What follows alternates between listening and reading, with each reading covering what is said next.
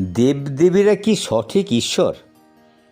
এই প্রশ্নে দেবদেবীরা যদি সঠিক ঈশ্বর হতেন তাহলে তারা ধ্যানমগ্ন কেন?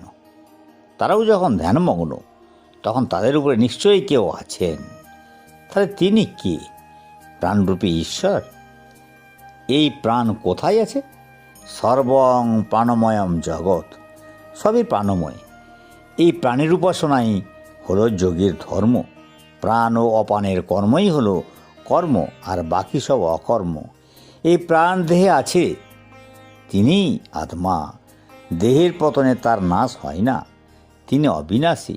গীতা তাই বলেছেন, অচ্ছেদ্য অয়ম অদাহ্য অয়ম অক্লেদ্য অশস্য এ বছর। তিনি অচ্ছেদ্য, তাকে কাটা যায় না, তাকে দাহ করা যায় না, তাকে ভেজানো যায় না, পুরানো যায় না ইত্যাদি। কিন্তু এই দেহ তিনি নয়।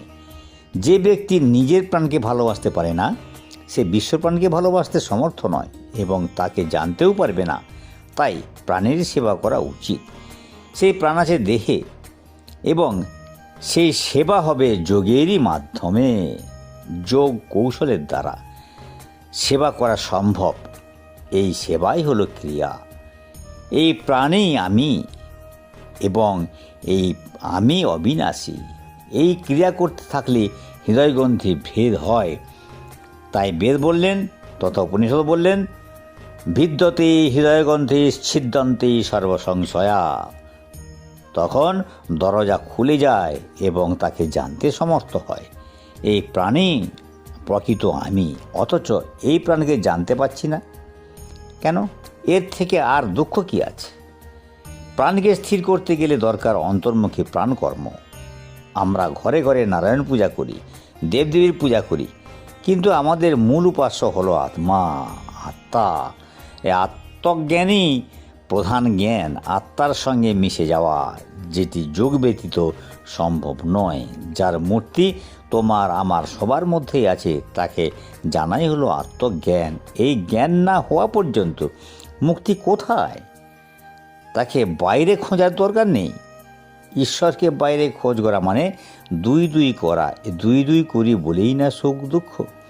প্রাণের চঞ্চলতা হতেই তোমার আমার জগতের উৎপত্তি। স্থির প্রাণকে জানতে গেলে চঞ্চলতার অবসান দরকার। জীব কিন্তু চঞ্চলতায় আরও ঘুরপাক খেতে থাকে। এই চঞ্চলতাই মায়া, এই মায়াই ছুটিয়ে নিয়ে যায়। তাই এই চঞ্চলতা দূর করতে আত্মক্রিয়াকেই পাথেয় করতে হবে। এই ক্রিয়া করতে করতে যতক্ষণ এই প্রকারে আত্মজ্যোতি কৃষ্ণ, কালী, শিব, দুর্গা প্রভৃতি দেখা দেখে থাকে, ততক্ষণ প্রবৃত্তি। কিন্তু এই আত্মক্রিয়া করতে করতে যখন সম্পূর্ণরূপে নিশ্চল হয়ে শূন্যে ব্রহ্মে অবস্থান হয়, তখন কৃষ্ণ, কালী, শিব, দুর্গা প্রভৃতি দেখা দেখি আর নেই। এরা কেউ নেই, আমি একা, আমি সত্য, নিশ্চল আমি। তখন সবই আমিময়, এই আমি হলো ব্রহ্ম।